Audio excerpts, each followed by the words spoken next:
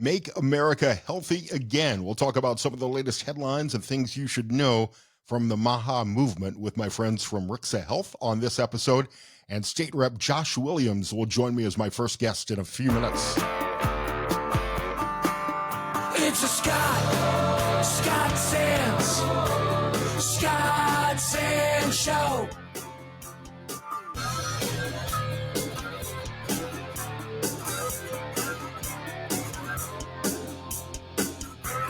Hey there, how y'all doing?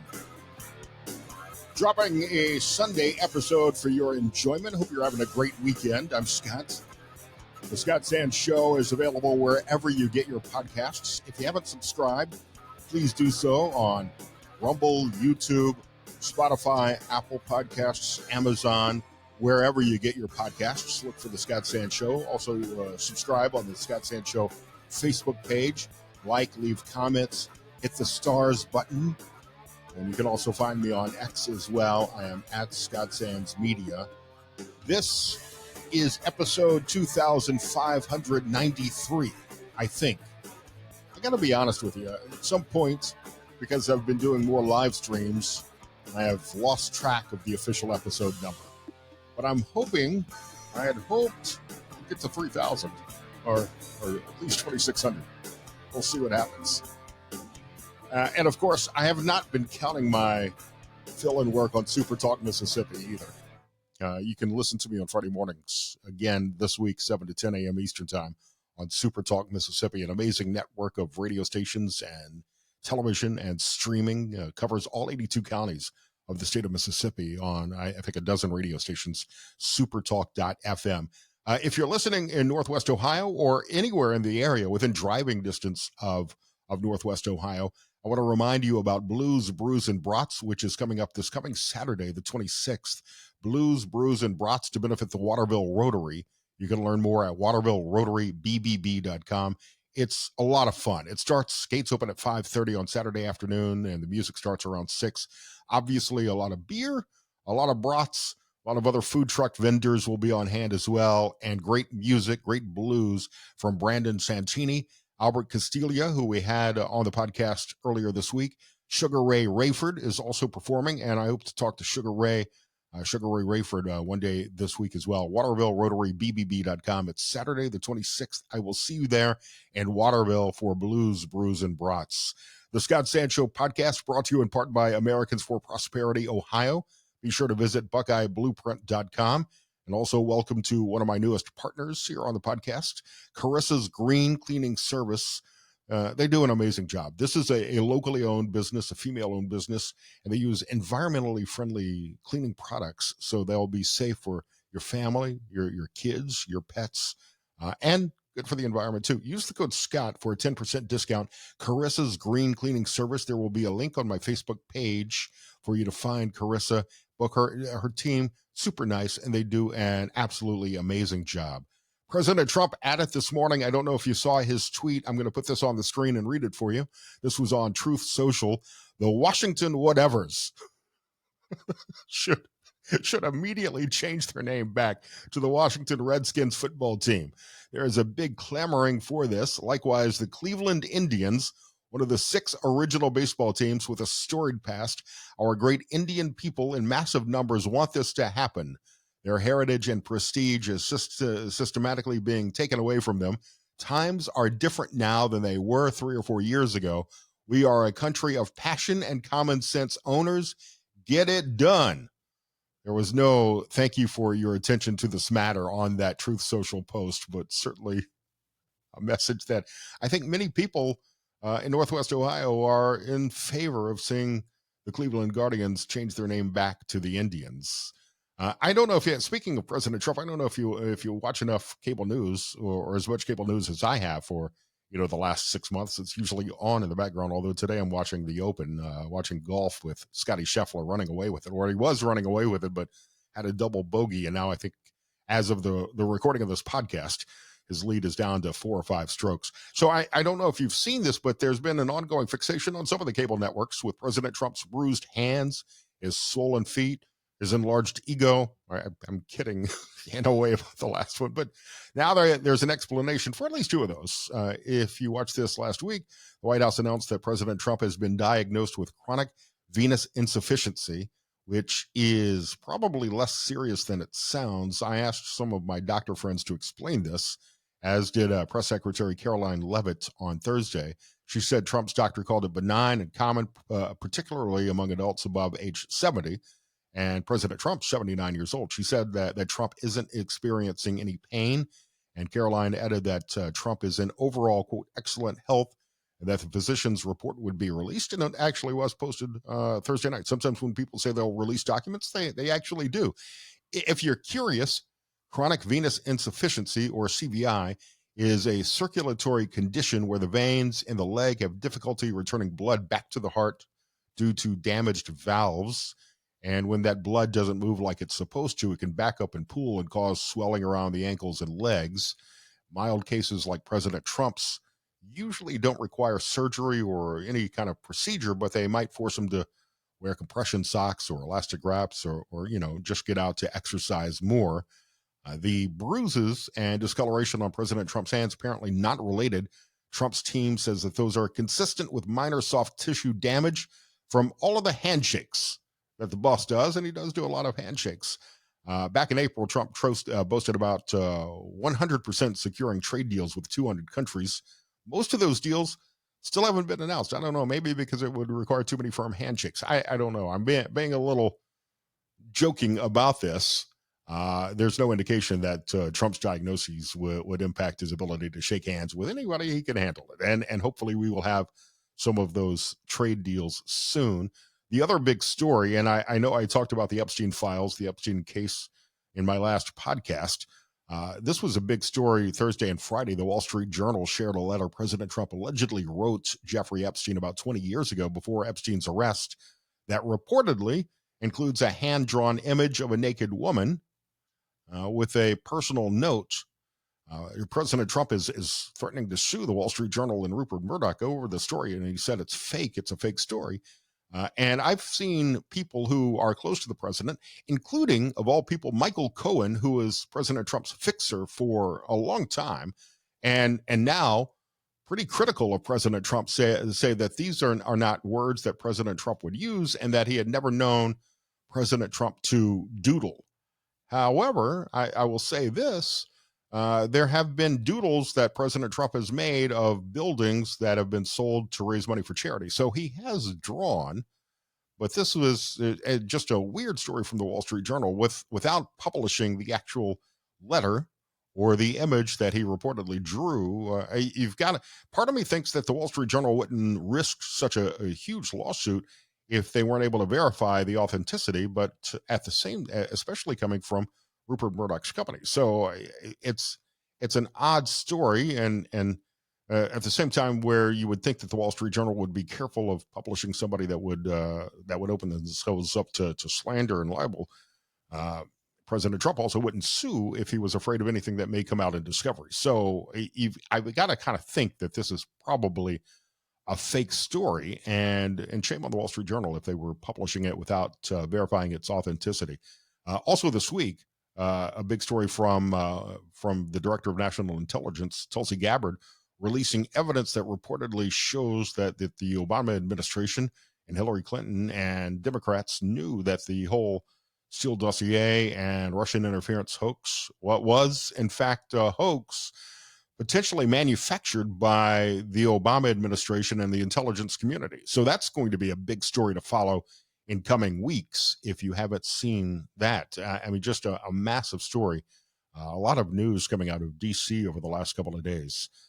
Thanks to some of my other partners here on the Scott Sand Show podcast, including Four Guys on a Roof, Jamie and Mike and those guys. 4guysonaRoof.com if you need a roof replacement. I was out on a job site with them on Thursday and saw how their team works. You can get an estimate back in less than 24 hours.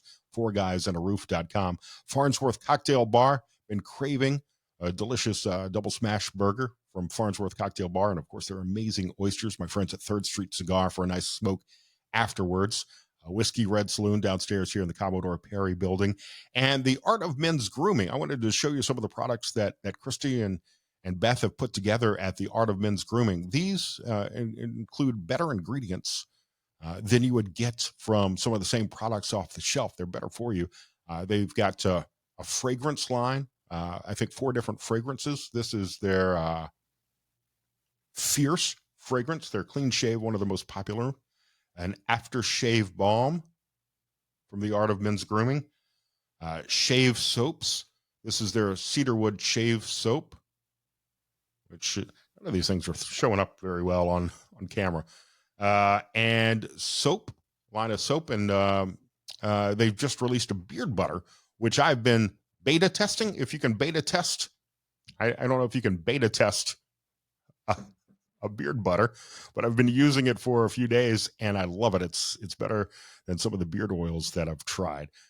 This week, the CBS network and Paramount announced the cancellation of The Late Show starring Stephen Colbert after a 10-year run. The whole show is being shut down. Thursday night, Stephen and CBS announced that it was being canceled following one more season, which will run through next May. After that, Stephen Colbert will not be replaced. They're just ending the show altogether. CBS said, "We consider Stephen irreplaceable and will retire the Late Show franchise after 33 years. They added, "This is purely a financial decision against a challenging backdrop in late night. It is not related in any way to the show's performance content or other matters happening at Paramount."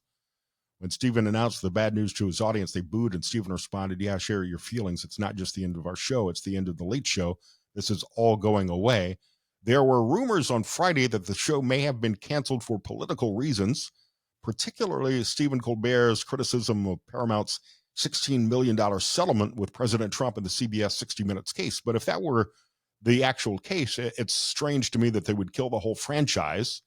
The Hollywood trades are reporting that all of the late night shows are struggling because they're frankly expensive to produce and complicated to produce. And people don't watch these late night TV shows like they did, back in the day, especially young adults who The Late Show at one point was targeting. The Late Show with Colbert drew an average of 2.5 million viewers during the last season that ended in June, which was ahead of Kimmel, who is on ABC, and ahead of The Tonight Show with Fallon on NBC. CBS has also canceled After Midnight. They did that back in March, the show that came on right after Late Show, and I loved After Midnight. That was my favorite late night show, but I don't watch a lot of late night TV on the television networks, and a declining number, especially of young adults, a lucrative advertising audience, are watching those shows. They're getting their entertainment online and from streaming services. And that's why it's a $40 million show to produce. And even though it may be making money, it's not making the same money for that kind of investment that other replacements may be able to generate, especially at a local level where the local TV stations could perhaps increase their local inventory of commercials. So I do believe it was purely a financial decision, and we may see this happening with other network shows very soon. On the flip side, the people who are saying that Colbert has been silenced, well, we saw what happened with Conan O'Brien, and we've seen what happened with Letterman on his Netflix deal. Conan O'Brien is just as big of a reach with his own streaming service, and Colbert's audience will follow him into podcasting or social media, whatever he chooses to do. So that voice of Colbert is not really going to be silenced. In fact, he may reach a more desirable audience by being fired by CBS. And it likely has nothing at all to do with the 60 Minutes deal. The biggest story of the week, and this is the one that I cannot get enough of, and it's mean of me to not be able to get enough of this story, but it was the kiss cam at the Coldplay concert on, I think, Wednesday night. If you're going to a Coldplay concert, you're probably not expecting to break up relationships, but that's what happened in Massachusetts, where, if you haven't seen this story, a couple was shown on the Jumbotron, a man swaying with his arms around a woman. Apparently there is a kiss cam style segment at Coldplay shows, which is weird on its own. Right as they realized that they were on the Jumbotron, the man ducked out of the frame and the woman turned away. Chris Martin, the lead singer of Coldplay, noticed this and say, "Oh, look at these two. Oh, Ari, come on, you're okay. Oh, either they're having an affair or they're just very shy." And at first, you might think it was a pre-planned stunt for a laugh, but it was not. The video went viral, and the internet started piecing things together. The guy is Andy Byron, the CEO of a tech company nobody had heard of before Wednesday night called Astronomer. And the woman is a coworker at the company, the chief people officer, Kristen Cabot, not his wife. That's right. The CEO was having an affair with the head of HR for that company. And since then, the internet went crazy with memes. There are still new memes coming out every day. The coworker apparently divorced, by the way. No comment from the wife, although she deactivated her social media, apparently. And over the weekend, the company Astronomer released a statement saying that the head of that the company head, the CEO, had tendered his resignation, and that Astronomer was investigating the event. So a couple of lives ruined, but and there's been a lot of people criticizing the joy the internet has taken in this story and all of the memes online. But really, I mean, it's their own fault for having an affair, if in doing it so publicly. So I don't really feel bad about that. I'm sorry for the kids involved and their families that are involved and have been caught up in this, but and I feel bad for the husband of the head of HR and the wife of the CEO who have been dragged into this whole mess. But for the CEO, for Andy Byron, and for Kristen Cabot, the chief people officer, it's their own fault for having an affair. And the memes have been absolutely fantastic. it's one thing has unified our country this week.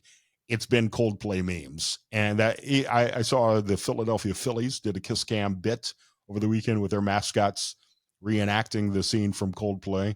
I'm sure I'm sure other teams have done like a Coldplay cam as well over the last couple of days. The story, I'm sure, will be around for a little while longer, and the memes are fantastic. If you haven't seen them on X, or shared a bunch of them if you're following me at Scott Sands Media. And a lot of people are getting involved with this as well.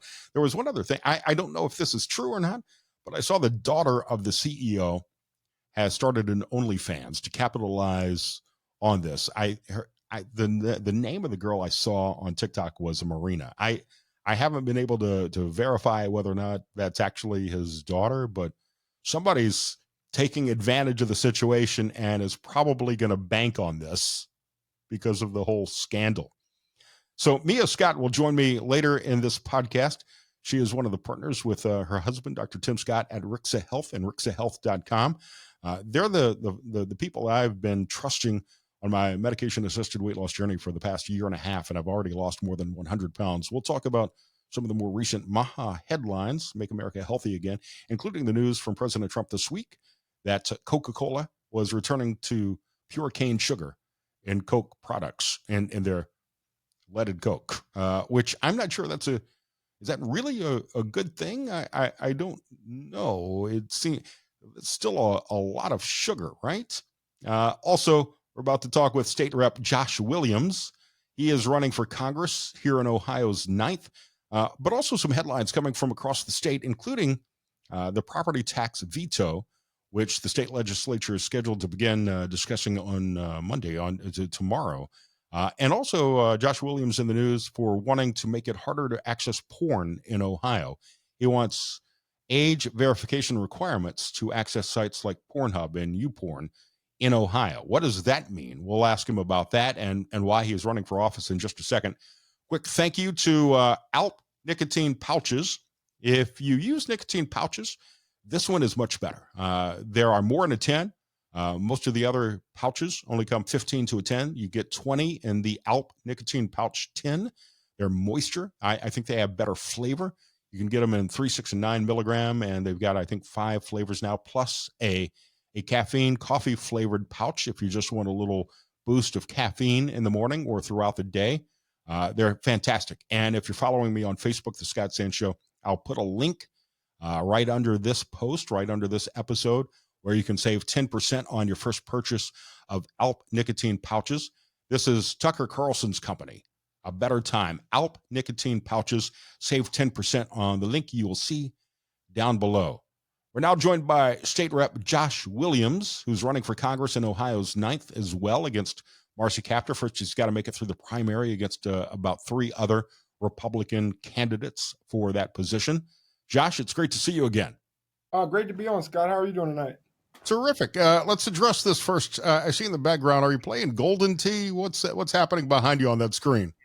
No, it's just locked out. I had some client information on there, so I had to lock it before I got on. You didn't want to see and show any secrets? Yeah, I'm not allowed to. Yeah. It looked like a golf course. I thought maybe you were playing Golden Tee in your downtime. No, I've just been in the office doing a lot of lawyering today. This is one of the days I had a chance to come and write some motions and memorandums and take care of that side of the business. Yeah, because you're going to be in Columbus, I would assume, most of this week, and we can talk about the veto override and some of that stuff as well, but should be a busy week, an interesting week in Columbus. Yeah, I'm actually looking forward to going back to Columbus, taking a break from our summer vacation and getting back to work. So, I'm still down there pretty often writing legislation, but the fact that we get to go back and override the governor on some important property tax reform is kind of the highlight of my year so far. All right, so we'll get into that in a minute, but the big news, and we haven't had a chance to speak in the last couple of weeks, you announced you're running for Congress. You're running for Ohio's 9th against Marcy Kaptur. We've got to get through the Republican primary first. This is, let's be honest, it's been one of the worst kept secrets for a while in Ohio politics that you were going to run. You made the official announcement a couple of weeks ago. What made you decide to get into this race? Just seeing the last 2 election cycles, we should have finished the job and flipped that seat back to Republican. Marcy Kaptur has been in office longer than I've been alive. I've had to live under that leadership my entire life. All the bad things that happened to me, all the struggles that I had to go through being, a homeless high school dropout, being disabled for a very long time, fighting the government just for the ability to go to college while being disabled. That all happened under her leadership. Since I got in the legislature, I've seen the things that we can fix both at the state and federal level. I've seen how effective I can be as a legislator, and my colleagues have respected my leadership abilities. And that's how I made my way into House leadership in just the first 2 years that I've been in the legislature. And the same ideals that I have now, the same morals, the same legislative agenda that I have now is perfectly suited for the federal level, and making sure that we can finally flip that district red and make sure that we have true representation here in Northwest Ohio. You kind of alluded to part of your story, but for people who aren't familiar with you, Josh, tell us more about yourself. Yeah, so I'll take my time. So I was born and raised here in Toledo, Ohio. At the time of my birth, my dad was 68 years old, my mom was 26. So dad had it going on a little bit. Yeah. But my dad was born in, yeah. For a single guy in his 50s, those are some aspirations. Yeah. So, my dad was born in 1915 in Tunica, Mississippi. So I just reflected on that yesterday, because yesterday was my dad's birthday. If he was alive, he would be 110 years old. So my dad fled the South, during the Jim Crow era, looking for a better life for himself and his future family, and he moved up here to Ohio. And later on in life, he met my mom, and, my dad passed away when I was 5 from cancer. So, my dad was a very godly man. He was a reverend. He raised me with faith as my foundation. But we struggled after he passed away for a long time. And, I was raised in poverty in the inner city. And, my mom did a great job being a single mother of 3, trying to not just survive, but try to make it where we could thrive. And school, I was pretty good in school. But at 18, I dropped out when I became homeless. And I slept on park benches for about 6 months here in Toledo, bouncing from friend's couch to friend's couch when I could find a warm place to sleep or a warm meal. But I was struggling, and I met the mother of my son, Matthew, and we got together. I moved into her sister's basement on a Modi mattress, and with a mattress on the floor. My 2 stepkids sleeping upstairs on the couch because they didn't even have their own rooms. And I found out she was pregnant with my son, Matthew. And I made her a promise that I would always try to provide for us. So I went and found work, good, hard, honest work at the railroad next to the Jeep plant.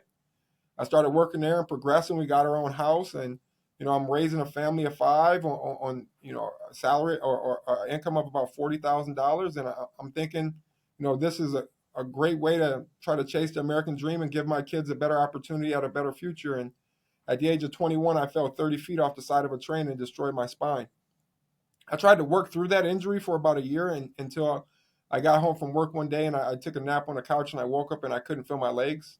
And we called the paramedics and they came and rushed me to the hospital. And eventually the feeling came back, but doctors walked in and told me the news nobody wants to hear. And that's, if you don't have emergency back surgery, you may not ever walk again. So that day I went on disability, and a month later I had my first emergency back surgery and then another one within 6 months. And at that point, I couldn't stand up, and I laid in bed for the next 2 consecutive years. I blew up to 458 pounds at my heaviest, and I gave up, and I was hopeless. And at one point I was ready to even end it all. And that point, God came roaring back into my life, and He put the right doctors and lawyers, the right mentors and friends in my life. And I made a promise to Him that if He showed me the path, I would dig myself out of that bed and out of poverty. And sure enough, He did. And, at 29, after 2 more back surgeries and over 40 procedures on my body, I felt healthy enough to get out of bed. And I tried to go to college at the age of 29, and the state of Ohio told me that if I enrolled in college, they will cut off my disability check because I was an injured worker. So we fought for a year. We threatened to sue the state of Ohio for the right to go to college, and eventually they backed off. They said they will continue my disability check for 2 years to let me go to school for 2 years. And after that, I would have to do a physical capacity exam and return to the workforce. And I did. I entered college at the age of 30. I got my associate's, my bachelor's degree. I entered back into the workforce, working here at the same law firm I'm at right now, working 20 hours a week. And eventually I made my way to law school. So, I became a 30-year-old freshman. And at the age of 35, I was graduating from law school and becoming an attorney. That's a terrific story. This may not come out the right way, but I think you'll know my intent in the question. What you just described in that life experience in many ways are who Democrats are hoping to target. They're hoping to find people who are in despair and would otherwise rely upon the government to essentially live without the need or the desire or the want to pull themselves out of that situation and make a better life for themselves. Yeah, you're absolutely right, and that's why Democrats hate me, especially here in Toledo and Lucas County, because they want ownership of my story. They want ownership of my perseverance and my determination, and they're disrespected when they find out that I'm a conservative Republican. But it was the conservative Republican principles that made me have the wherewithal, the audacity to dream of a better life. Because the government, and I'll tell you some inside baseball about what happened. So when I applied to the state of Ohio to go to college, my attorney, John Palafka, was the one that convinced me. I had a GD. And he said, if you went to college for 2 years and got a paralegal degree, I would hire you. And any lawyer in Toledo will hire you because you're really proficient at workers' comp law. And I said, well, I'm game. Let's try. And we went to the state of Ohio, and BWC, the Bureau of Workers' Comp, said, absolutely not. We will not allow you to enroll in college. We have not allowed anyone to enroll in college. There's 0 injured workers we've allowed to enroll in a 2-year program ever in the history of the state of Ohio. Instead, we offer you a settlement. We offer you $60,000 to settle your workers' comp claim, and you can go do whatever you want to do. And I said, no, I'm not interested in that. And they said, well, then you need to go and work minimum wage. You were a cashier when you were 18. You need to find a cashier's job. And we will pay you what's called living maintenance. The difference between your low income job and what you used to make. We will pay you the difference for 5 years. And after that, you should be used to being in poverty and get on public assistance. That's what the state of Ohio told me. And my response was, I will sue you for my right to go to college. And we were prepared to do that. What kind of philosophy is that for any government to have? Well, that's a government that wants to be needed, right? Government has realized ever since, and we can go through a long tangent on this, Scott, ever since the post-civil rights movement, where they figured out how to dissolve the nuclear family by making them dependent on government subsidies, and then they can control your vote every election cycle by threatening that the other party is going to take it away. They want us to be dependent on government because that allows government to grow in size and scope. And that's why you continue to see our budget get out of control. You see every agency ask for more money every year. Not one of them proposed a cut. Only one agency or commission in Ohio in this budget asked for a cut of funding, and that was the Ohio Sentencing Commission that I serve on. That we tightened our belt on the Sentencing Commission and asked for $1 million less than what we got last year. That's the only commission or department in the entire state that came into the budget process and asked for less money. So Yeah, government likes to grow. yeah, the government loves to grow, and that's what's frightening, and it's the most difficult thing to cut, and we're seeing that at a state level, we're seeing that at a federal level for sure.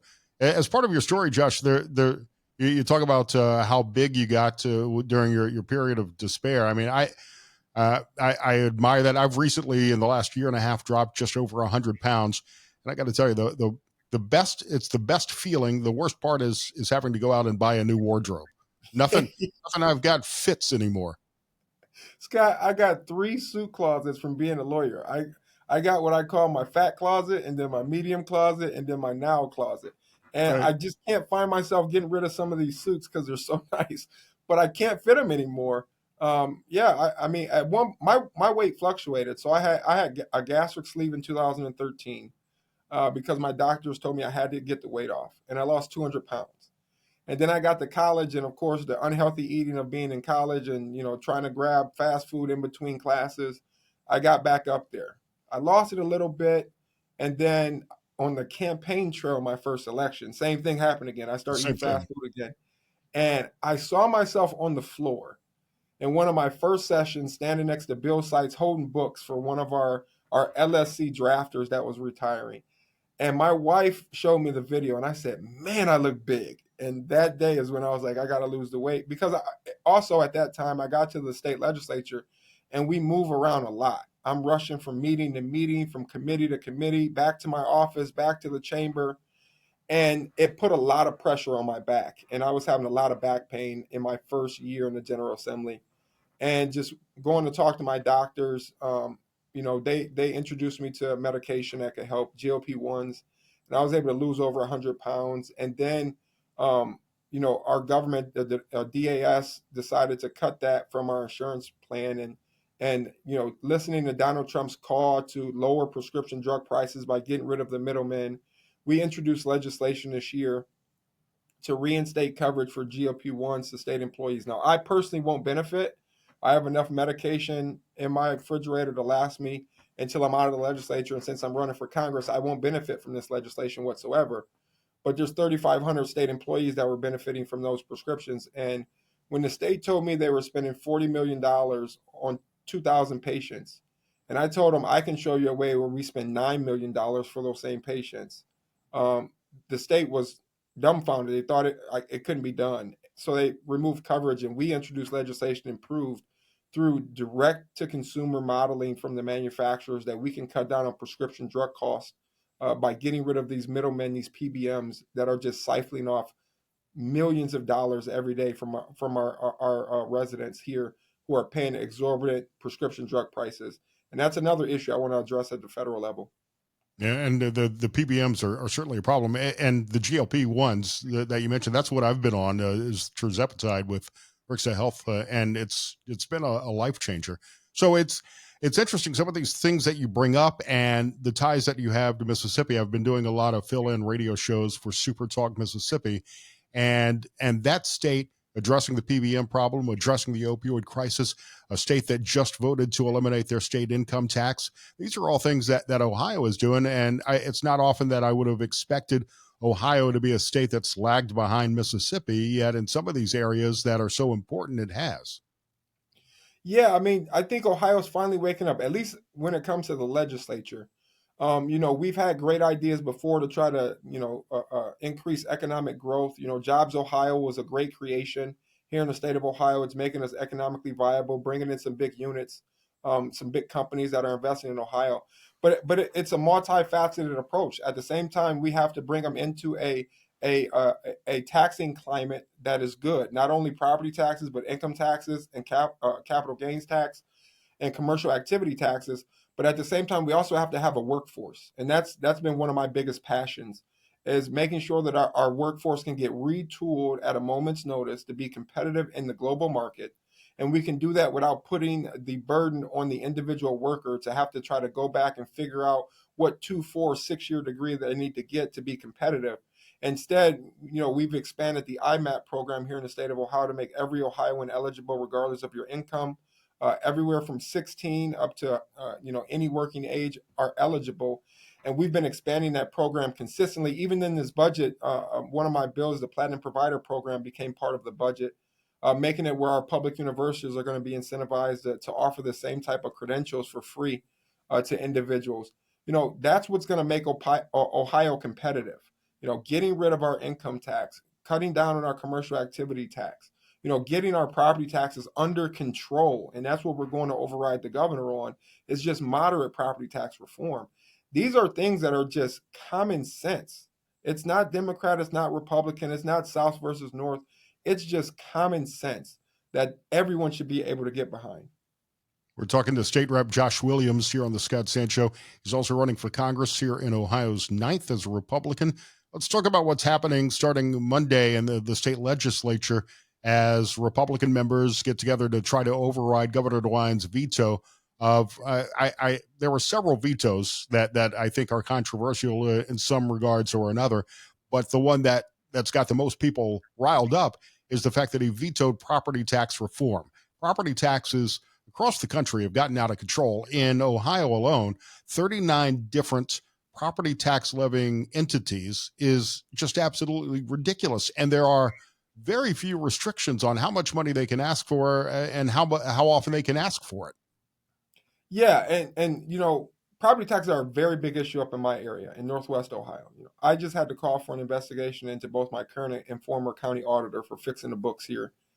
And they thought it was politics, and it wasn't. When I get emails and complaints from my constituents about corruption at a local level, my job is to refer it off to the proper channel, and that was the state auditor's office, and that's all that I did. But I mean, my property taxes went through the roof, and luckily I can afford it. My wife can afford it, but there's a lot of individuals on fixed incomes that can't afford a spike in property taxes, $300, $400, $500 a month. So we propose some more extreme property tax reforms and some very moderate ones. And everything that we propose came through a joint committee that the legislature put together last General Assembly. The recommendations came out in December of 2024. There was 21 recommendations. Almost all of them were introduced as individual pieces of legislation, and some of them made their way into the budget.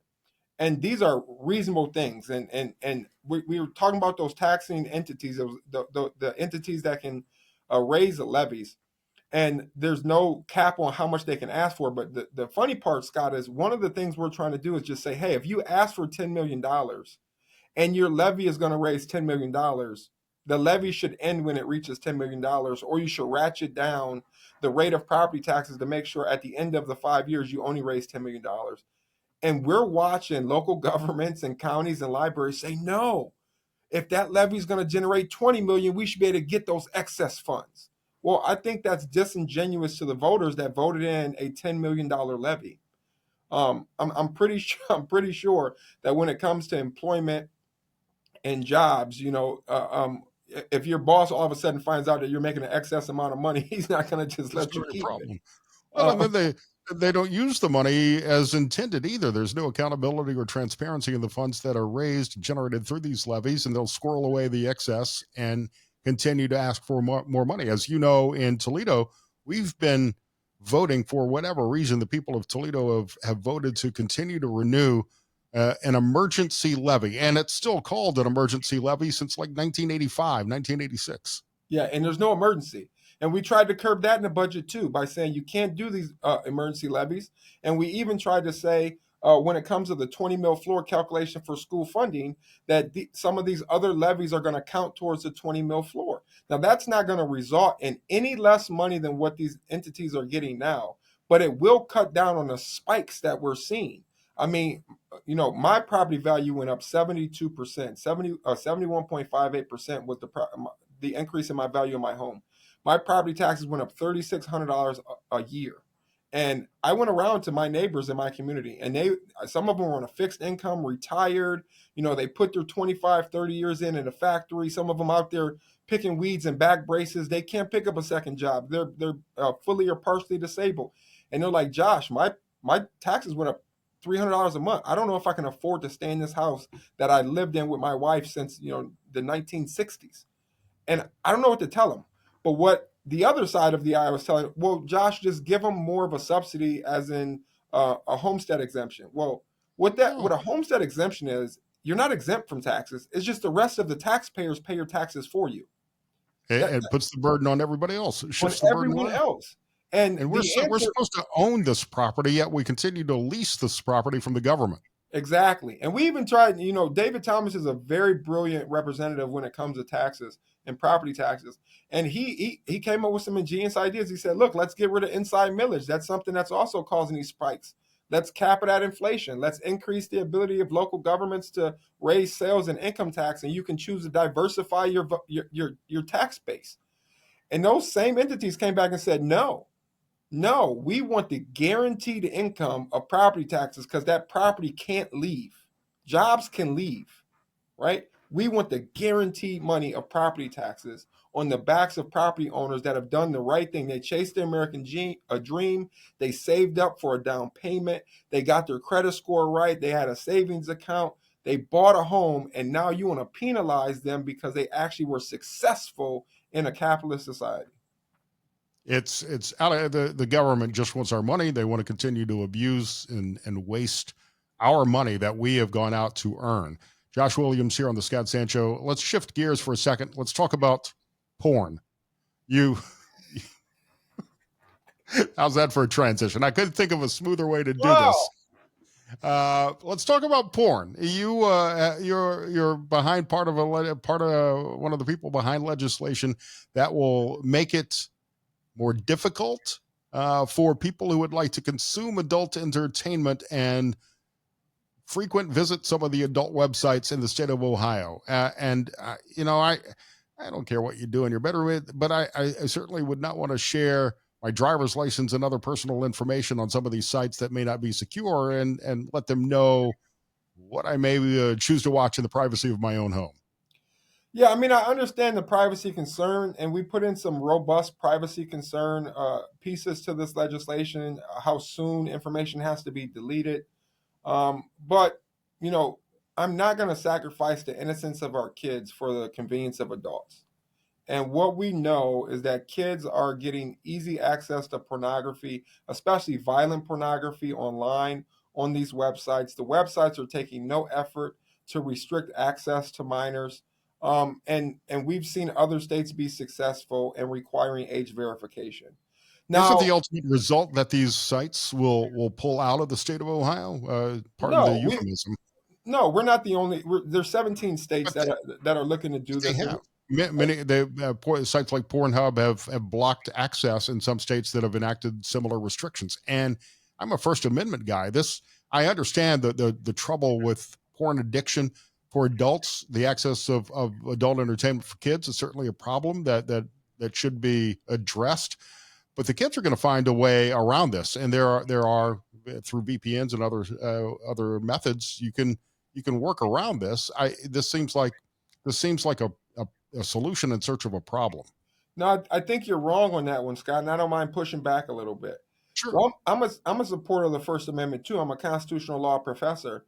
Obscenity, pornography does not fall within the First Amendment. That's why the government can regulate it. So it's not a First Amendment issue at all. On this one, it's a protection of children's issue.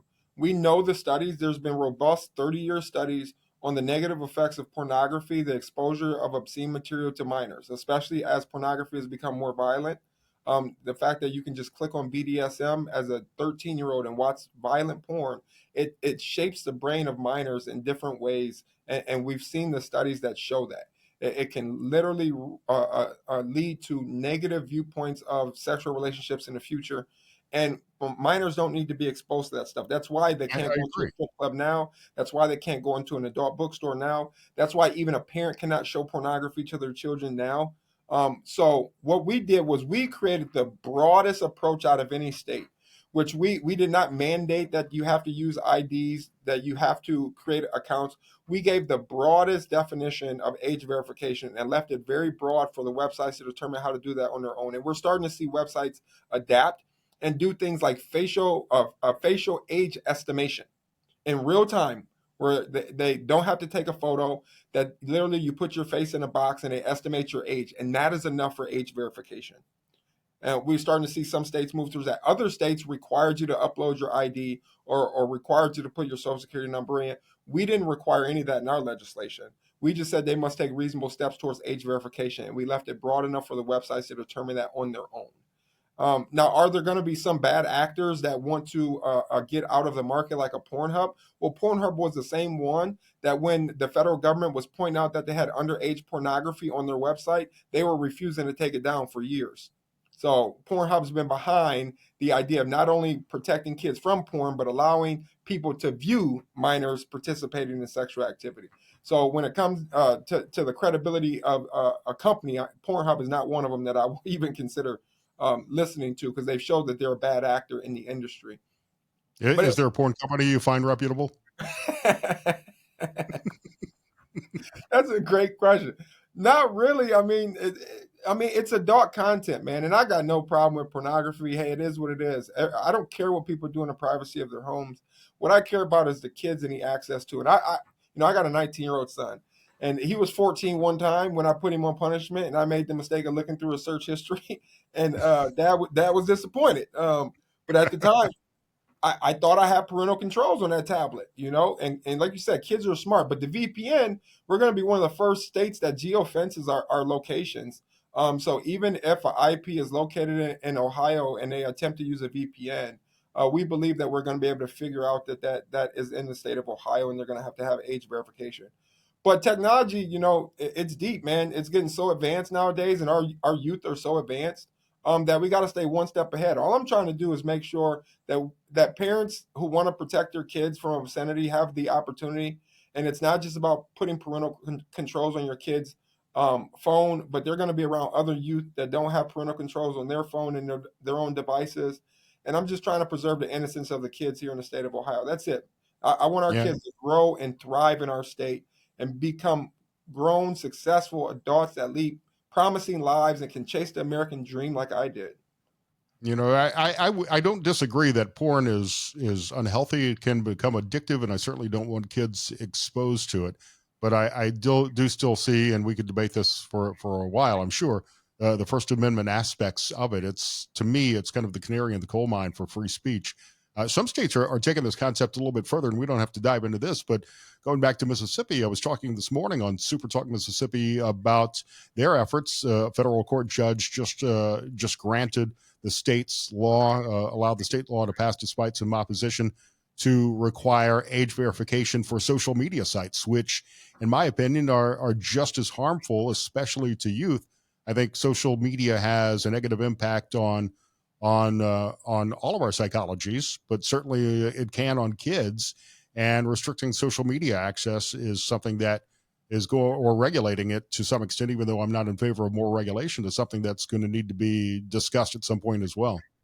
Yeah, I think that one's going to be a harder one. I want to wait and see if we get all the way up to the Supreme Court on cases like that, and see how the court will decide on that, because that starts to be content specific instead of content neutral. And since it's not directly dealing with obscenity, it becomes a really difficult case to listen to when it comes to the First Amendment, when you specifically target a certain type of provider, like a social media site, compared to other sites that provide information. So that's a difficult one. I've looked at the issues. I've seen that we've had some bills here in the state of Ohio that try to go down that path. There's even one now pending that tries to go down that path of blocking apps on phones and making it where age verification of apps. And I pointed out the fact in committee on that one that, our kids are smart enough just to open Chrome or Safari and go right. Facebook.com. And we don't have the technology to block spam calls, let alone some of these apps. I'm surprised my phone hasn't rang with somebody trying to sell me insurance or something here in the last few minutes. So that it's all The technology just evolves so fast. Josh, we're almost at the time here. State Rep Josh Williams here on the Scott Sand Show. He's also running for Congress in Ohio's 9th. This could be an interesting Republican primary for you. There are 3 other candidates that we know about so far, and one of them is your friend. I guess your friend. I don't know about you guys personally, but I've talked to you both at events at the same time. Derek Marin, who ran last time against Marcy Kaptur. Is this going to be how do you see this primary going? Are we going to see things getting kind of down and dirty between the front runners? I hope not. I mean, it started off that way, but I hope not. I reached out to Derek when I first came back from DC and knew I was going to declare, and I told him I would just like to have a clean race. Let the best man win. That's the way. I don't like to go into dirty politics. We don't need that. I prefer to stand on a stage with every single candidate in front of the voters, like I did in my first election. We were the only state house race in the state that had a debate, and I was the one that was requesting it. I believe in putting my policies, my positions on front and center. Let the voters learn about me, learn about what my policy positions are, hear directly from the horse's mouth, and make a determination on who you think is the best candidate. So that's what I hope our primary turns into, instead of a mud throwing fest, because we don't need that in the Republican Party. We have a lot of young, energizing, rising stars here in the state of Ohio. I consider myself one of them, and we can debate the issues, and let the voters actually decide. And that's the difference between the Democrat Party and the Republican Party. The Democrat Party over the last 2 presidential cycles have refused to have open primaries. Right? The elite are selecting who the candidate is, and then telling you you're not black if you don't vote for that person, right? Or you shouldn't be respected if you even consider voting for the Republican candidate. The Republican Party is the only one that is currently having real robust, open, and honest dialogue in primaries to let people make their decisions. And I stand behind that process. I encourage everybody to run and run hard, because we're running hard. We put together a really good team. We've been out there fundraising. We've been out there going to events, talking to voters. We have the momentum behind us. The majority of the members of the House of Representatives that serve with both Derek Marin and I, they endorsed me over Derek Marin. The majority of the members that currently serve in the legislature have endorsed me. Treasurer Sprague, who's running for Secretary of State, has endorsed my race. We're getting a lot of local endorsements as well. People believe in our candidacy for this office, because I've demonstrated exactly who I am. I'm a pretty open book when it comes to the way that I operate as an elected official. And I've introduced powerful legislation that have really affected the lives of Ohioans here in the state of Ohio. Should you become the nominee, good luck trying to get Marcy to debate you, though. That's probably not going to happen. I'll ask for it on day one. I've been asking for it for the 10 years I've lived here. Just to she won't even talk to me. And I'm a simple, easy guy to debate, as you've seen. What would be your priorities should you become our next congressman from Ohio's 9th? Yeah, well, one, we need to continue to secure our border. We need to fix the immigration issue that we have here. We need to make sure we deport illegal immigrants that are committing crimes in our communities. We need to provide for community safety. I've done that with a lot of legislation that I've introduced here in the state of Ohio. But at a federal level, we can incentivize states to come up with those same similar policies, where you are getting tough on violent crime and repeat offenders, putting those people behind bars for a long amount of time, to allow our communities to be safe. And workforce development is key. I honestly believe that America needs to be the center of the global economy. We have not only a great consumer base, but a manufacturing base that's unparalleled, and we need to preserve those jobs, bring them back from overseas. And that's why I support Donald Trump's policies as it comes to international trade. We need to make sure that we have a unifying voice here in the Republican Party at a national level, so we can move steadfast to make sure we implement Trump's agenda moving forward, because that became a voter mandate.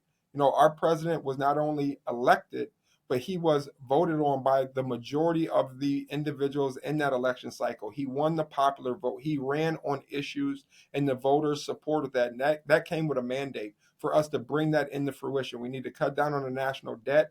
We need to get our spending under control. We need to deflate this bubble of government, and bring our DOGE cuts to fruition. And we need to make sure that we continue to push forward with the morals that we are instilling in our communities through our Republican principles.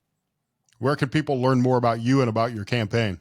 They can go on our website, joshwilliamsforohio.com. We're on Twitter. We're on Facebook, Josh Williams for Ohio. and just reach out. Even if you just got a question, you can reach out to the campaign, and 9 times out of 10, I'm going to personally respond.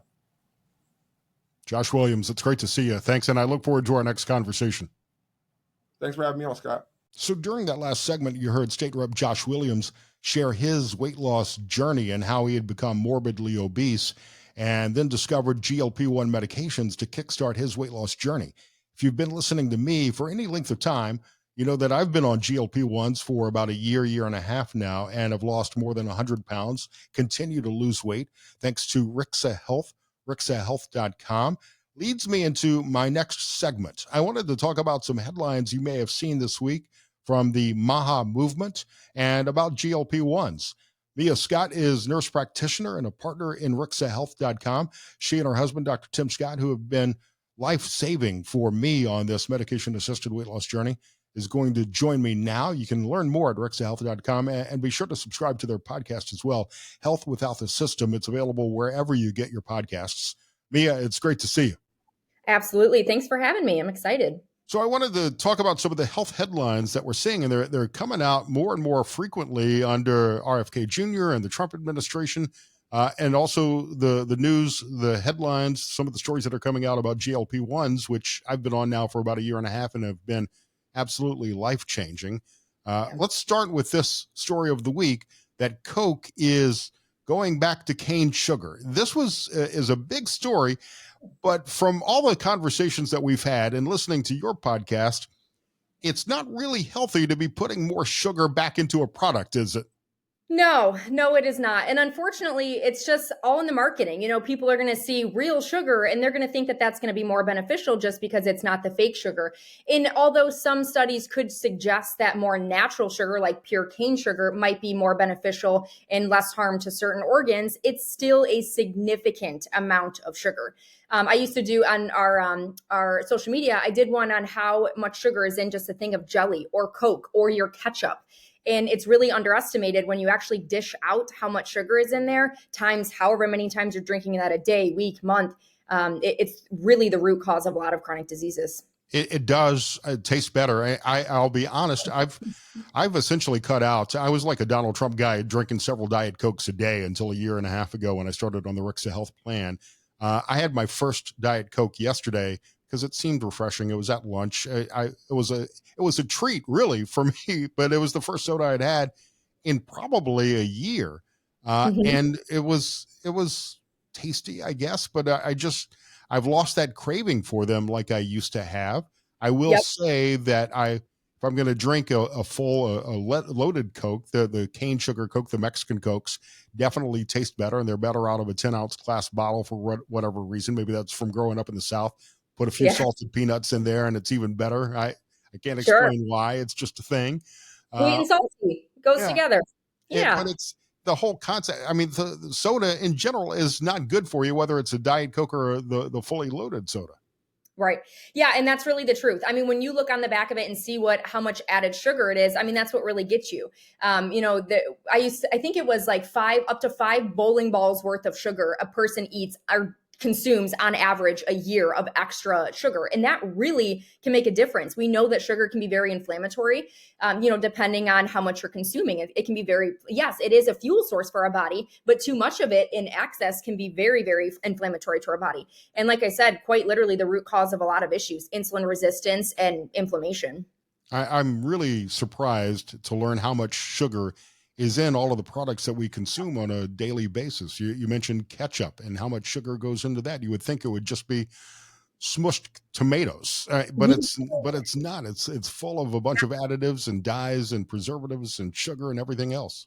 And it's not even just sugar, it's high fructose corn syrup. Your typical Heinz ketchup is high fructose corn syrup, which is insane. It's so unnecessary to be in there. This is why we are huge advocates to say you have to know what you're bringing in your house. You have to flip that label over and understand what your ingredients are. If it has high fructose corn syrup, dyes, things that you can't pronounce, don't bring it into your house. There's alternatives. It's not that you can't have ketchup. You just have to find the brands that don't have that in that. Your ketchup, like you said, can be just, tomatoes, maybe a little vinegar, some spices. That's it. That's what we feed our kids. They have they don't taste any different. And it's way, way more beneficial to your body. It's just knowing. You got me switching everything from I never a year and a half, 2 years ago would have thought I would be the guy that's checking labels, but I've switched to the avocado mayonnaise you suggested and Yep. pure peanut butter. I love a good peanut butter and jelly sandwich. You've got me making my own damn bread, for God's sake. I mean, that's the way to do it. Back in the olden days, the less chemicals, the less additives, the preservatives, the more healthier your body's going to be. I mean, if something has a shelf life longer than we do, you probably shouldn't eat it. That's pretty That's standard. that's pretty good advice, I guess. So a lot of attention on the dyes that are in all of the foods too, and I think about 25 companies have agreed to start cutting the dyes and artificial coloring out of their foods. But that's really just a small step in the right direction. Why? First of all, why are these dyes dangerous? How are they bad for us? Yeah, so they're neurotoxins, honestly, and it's because they're just that, they're dyes, and they're not meant to be in our food, but yet they're in so much. I think I've told this story before. This is before we were ever big on labels. Like, let me say this: before my husband was big on labels, and he brought home a pickle relish, and he slid it across the counter, and this thing was like neon green, and immediately I was like, "What is in that? Did you not check that?" And he's like, "No, it's just pickle relish." And I was like, "Flip that thing over." Yellow 5, it had blue, like all the dyes except red 40. And I'm like, how is this even possible? They just use it for that catching of the eye. And it's really bad in children's food, which unfortunately, they're the ones that should be avoiding this the most. As their brains are developing, it can be very neurologically challenging when they have these dyes. They can actually present in ADHD, in aggression symptoms. I know that when my kids are completely dye free, and if they do have a splurge, because we're not perfect, if they do, it is take it to the bank that they're going to have some type of meltdown. Every single kid's worst meltdown has been around within an hour of consuming a dye or something like that. They're that specific. And when you be more aware or conscious of it, you will understand how quickly that can happen to your kids. So, it's unfortunate. We have this in the Cheerios, which are, you have your kid in the morning, you put them down and say, "Hey, here's your breakfast, here's Cheerios. Then we got to go to school," or, the Fruity Pebbles. And then you expect them to do well. When it's in adults, that could be more of an anxiety, but for kids, it shows up as aggression and ADHD and things of that nature. So it can be very detrimental to our nervous system. Our brain has a hard time because, like I said, they're neurotoxins and children really cannot regulate them. And it's interesting that so many of these products, like the Cheerios, are often marketed as being healthy for you. Yeah, heart healthy. I had a patient a couple weeks ago that she was on a statin. She had high cholesterol, and we were going over her diet. And she said, "I used to love my eggs, but my cardiologist said I can't eat them anymore, and that Cheerios would be a good substitute." And I about lost my mind. I'm like, that's pure glyphosate. Like, number one, there's not organic Cheerios like that. So you're going to have a bowl of glyphosate. There's absolutely no protein in that. So your glycemic load is going to go through the roof. I'm like, those are the foods that make things worse, not better. And, we worked on diet. I said, go ahead and eat your eggs, take out all of that processed carbs, breads, bagels, all the things that are highly refined. And she's doing much better. But it's unfortunate. It's all about the marketing. There's nothing heart healthy about Cheerios, honestly, unless you're maybe not eating McDonald's and doing Cheerios instead. Sure, maybe. Well, and you're also getting bad information, misinformation many times from medical professionals. I know that when I was, and this was before I started the Rixa Health Plan, I was on blood pressure medicine, I was on cholesterol medicine, and I was told, stop eating eggs; they're not good for you. Now, thanks to you and Tim, I'm eating like 3 hard-boiled eggs every morning for breakfast. Yes. And you have to go back to the basics. Back in the olden days, it didn't take an egg, a massive factory to get to your plate. You'd walk out to the coop like we do, and you'd collect your farm fresh eggs and you'd have your breakfast versus Cheerios. Imagine the process that has to go through, the machinery, the chemicals, the additives, the preservatives, the shelf life. I mean, you can have Cheerios sit down on your counter for probably years and not mold. That's a problem. And I know, as you can see with the bread that you make, it molds within about 3 days. That's a good thing. That is biodegradable food, not Frankenfood. And that's the whole point of things. It's also a pain to have to make bread every few days, but you also don't want me to eat the entire loaf of bread in 3 days either. So there's a happy medium in there somewhere. Yes, absolutely. Or you can just get chickens like we do and then feed them the scraps. My chickens eat more than, or probably better than the average American, to be quite honest. They eat a lot of fruits and vegetables. So as we're talking about these products that are available, not everything you buy in the store is bad, though. You just have to be smart at what you are looking for when you go shopping. And I know on Health Without the System, your podcast, you've talked about some of the apps that are available, but it boils Yep. down to, if you don't know what something is on the back of a label, you probably shouldn't be eating it. Yes, correct. And that's our rule of thumb that we go by. We're pretty, not, I wouldn't say pretty strict. We just know our brands and it just becomes natural to us. And once in a while, you'll have to double check a brand because sometimes they'll get bought out or things will change and you have to swap brands. But for the majority of things, it just becomes second nature. We've been doing this for so long. But yes, reading the ingredients. If you flip something over and the ingredient panel is this big with 50 plus ingredients, that's not food. There's so much in there that you don't need. Now, there's processed food like a can of, spaghetti sauce that might just be organic tomatoes, basil, garlic, things like that. That's processed, but that's not ultra processed. Ultra processed is when you have multiple ingredients that you don't know what they are. And it's just not, you can't make it at home like that because you don't have those ingredients. So typically that's what we do at home. We count the ingredients and like I said, we're so used to our brands now, but anything about 7 and under is going to be safe. And I know it sounds hard, but the more that you get used to understanding your food and your good brands, it's like second nature. And you can still enjoy what you eat as well. I think that was one of the things that I had to learn and unlearn Yeah. unhealthy eating habits. I could sit in front of the TV watching a movie and eat a pint of Ben and Jerry's, but now Right. I don't have that craving anymore because I've learned to switch out for alternatives like Greek yogurt with some blueberries and granola, and Yep. that's as my cat Tiger walks across. Here's me talking about food, and it's feeding time as we're recording this. Time. So it's learning how to make those choices once your body rids itself of the toxins. And I'm talking like I know what I'm saying, but it's coming from listening to you guys on the podcast Yes. and talking to. Once your body rids itself of the toxins, you also lose those cravings for the things that aren't good for you.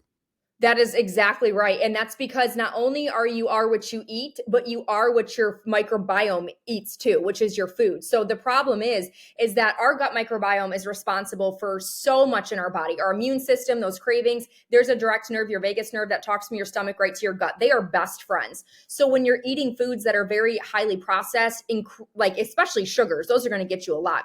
Your body it's not really you that's craving it. It's your bad gut bacteria. And the more that you have bad gut bacteria active and alive, the more it's going to keep giving you those cravings. I need more of this, need more of this. So you really think it's you, but it's actually kind of your bugs. And we'll have some patients go through like a detox period almost. And what that is they'll actually feel like, and these are patients who are really, really sugar addictive. And what happens is they'll go through like a withdrawal period and they feel almost like they have a flu. They have some chills. They might have a headache. They just feel like crud. And that's actually called an exotoxin. It's when the bad gut bacteria is dying off because you're not eating that food and you can feel their die off. And it's just incredible. Our body is just so incredible. But like you said, the less you give your body that, the more it starts to crave the healthy foods. Like pretty much the only thing I eat is meat, vegetables, and some fruit. I really do not eat any added sugars, seed oils, and I've been like that for a very long time. And I've never felt so better, nor do I care to crave those really bad foods. Once in a while, we'll, splurge and have some Taco Bell or something like that. But don't get me wrong, it doesn't come without, feeling like death after. Yeah, you're right. I mean, I really had not had fast food in about a year and I was just starving on a road trip and had a hamburger and felt awful the next day. You do. It's that crash, it's very processed. It is not food. We call it frankenfood. So your body takes a lot longer for it to digest because it's not really food.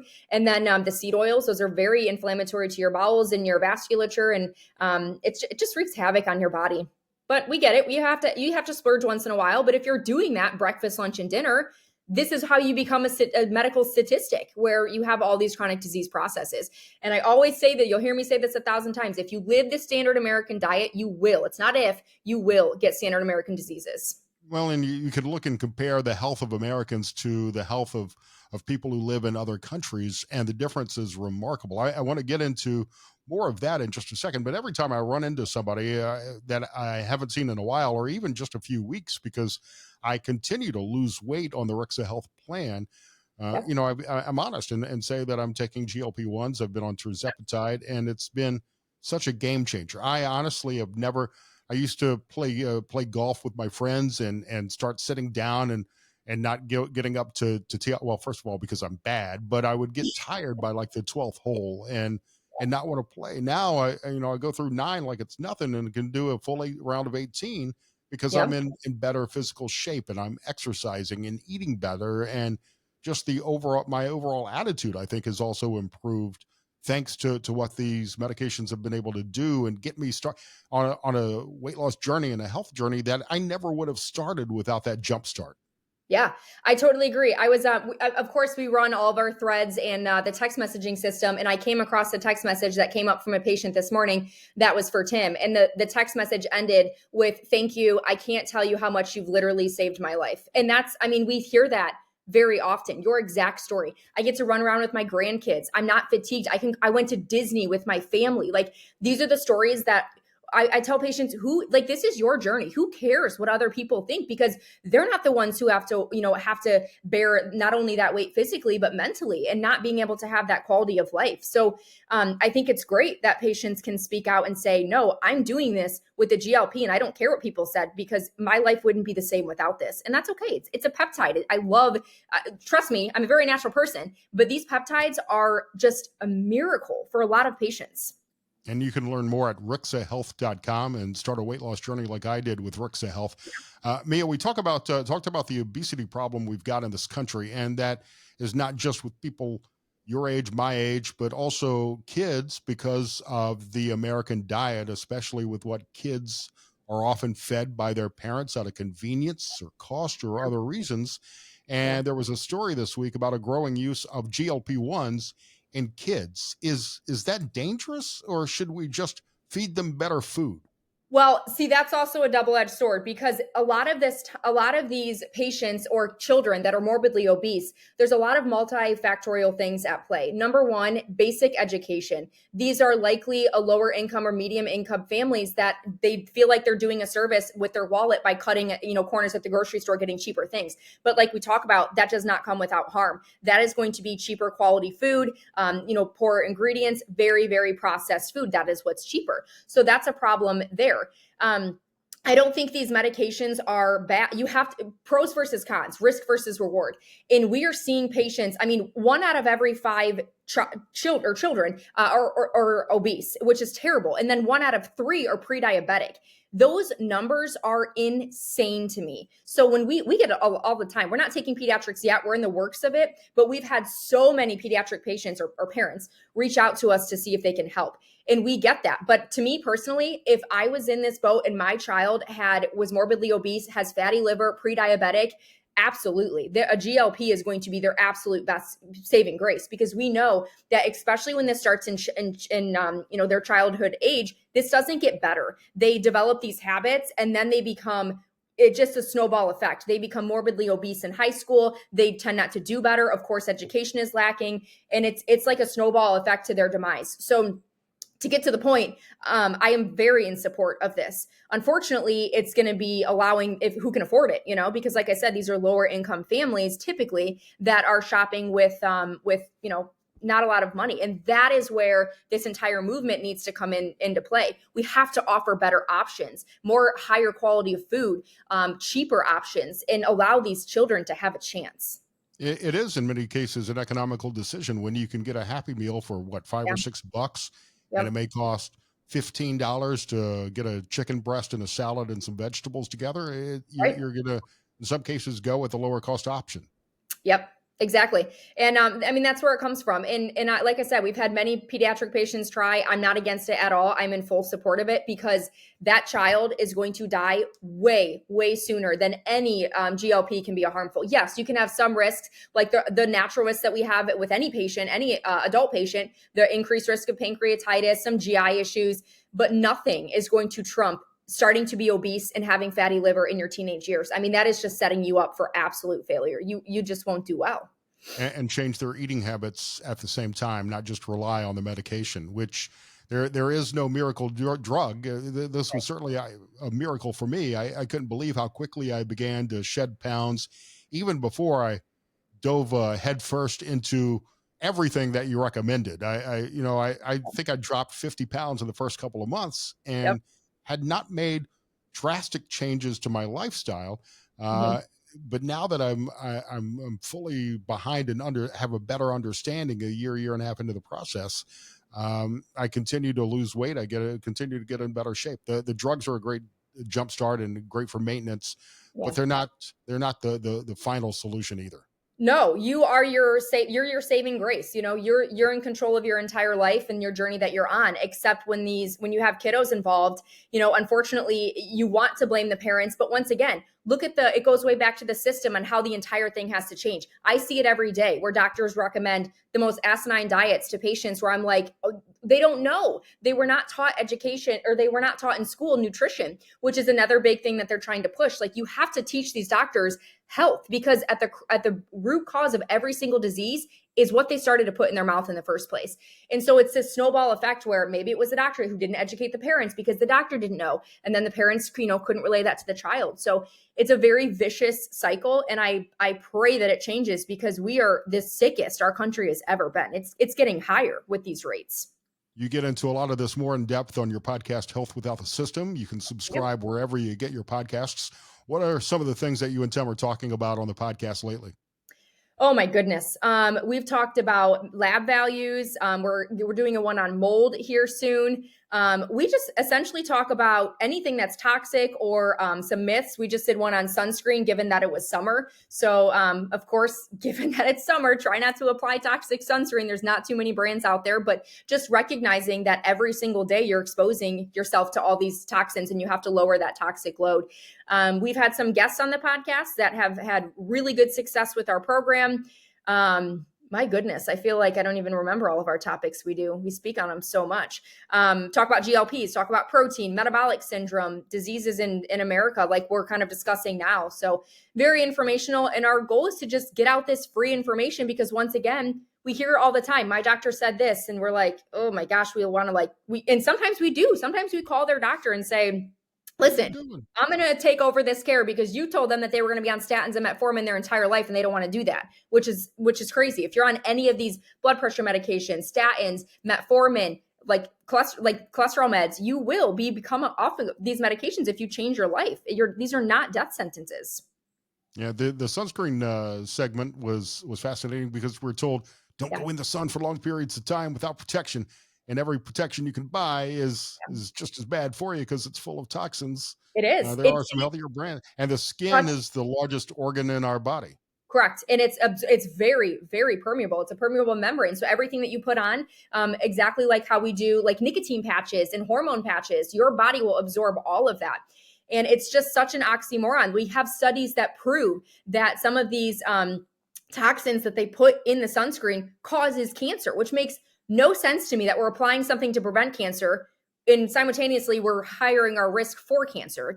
It blows my mind. But this is what I talk, like Tim and I are always like, America, like it just fits right in, whatever. So we make our own. To propagate the amount of money that health care generates. But that's a whole other conspiracy rabbit hole we could go down. Absolutely. Yeah, that is a big rabbit hole, because there are financial ties to some of these cancer industries who own some type of sunscreen brands. It never fails. Nothing shocks me anymore. You actually talked about some of that on one of the episodes of Health Without the System as well. That's worth a listen. Mia, thank you for everything you and Tim have done. And Rixa Health, rixahealth.com. Subscribe to the podcast. Thank you again. It's been a great year and a half journey. And I'm going to try to get down. I don't know if I can keep affording new clothes, but I'm going to try to get down another 20, 25 pounds. There you go. You have to just get the elastic band. Start them a little bit small. That way you can grow into them or shrink down into them. I just hope wash everything on high heat and leave it in the dryer an extra hour. See what happens. Yep. And pay attention to that Amazon return policy. You might be in that window. Thanks, Mia. We'll talk soon. No problem. Take care. Bye-bye. And that's going to wrap up our Sunday edition of the Scott Sands Show podcast. Please hit the subscribe button wherever you get your podcasts: Rumble, YouTube, Spotify, Apple Podcasts, Amazon. Here on Facebook, if you're watching the Scott Sands Show Facebook page, hit like, leave some comments, hit the stars buttons, all of that good stuff. And also on X, you can find me at Scott Sands Media. Thanks to Tim and Mia at Rixa Health, rixahealth.com. Please subscribe to their podcast as well. Thank you to my friends Jamie and Mike, 4guysandaroof.com. If you need a new roof replacement, if you need a repair job, get an estimate in less than 24 hours, usually same day, usually within a few hours. 4guysandaroof.com, and they'll probably be able to get you a new roof in a week and install it same day. I was amazed every time I visit a job site and see how quickly their local teams work. endorsed by the Better Business Bureau, Professional Remodelers Organization, 4guysandaroof.com, locally owned for more than 26 years. Thanks to Josh Farnsworth Cocktail Bar, 3rd Street Cigar, also in Waterville, for a nice cigar after your dinner at Farnsworth Cocktail Bar. Speaking of Waterville, don't forget about Blues, Brews, and Brats to benefit the Waterville Rotary. Waterville Rotary BBB. It's this Saturday, the 26th, starting at 5:30, with Brandon Santini, Albert Castilla, and Sugar Ray Rayford. Thanks to Jeff downstairs, Whiskey Red Saloon here in the Commodore Perry building. And of course, Christy and Beth, The Art of Men's Grooming. Be sure to check out their amazing product line, which you can find on Vigaro. Go subscribe to their page, The Art of Men's Grooming. You can see my producer cat's tail in the background. He's done with the podcast for the day, Tiger. And finally, Alp nicotine pouches. Get a link to save 10% on Alp nicotine pouches. It's in my comments below. I'll have some big news on the personal front this week, and I hope you'll join me for that announcement as well. Thank you for watching and listening to The Scott Sands Show. Have a great week.